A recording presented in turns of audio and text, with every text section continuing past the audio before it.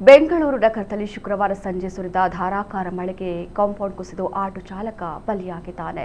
ವಿಜಯನಗರದ club compound ಕುಸಿದು ಶಿವಬೋರಯ್ಯ ಎಂಬ ವ್ಯಕ್ತಿ ಮೃತಪಟ್ಟಿದ್ದಾರೆ. ಗೋಡೆ ಪಕ್ಕ ಆಟೋದಲ್ಲಿ ಅವರು ಕುಳಿತಿದ್ರು. ಆಟೋ ಮೇಲೆ ಗೋಡೆ ಕುಸಿದು ಪರಿಣಾಮ ಅವರು ಮೃತಪಟ್ಟಿದ್ದಾರೆ.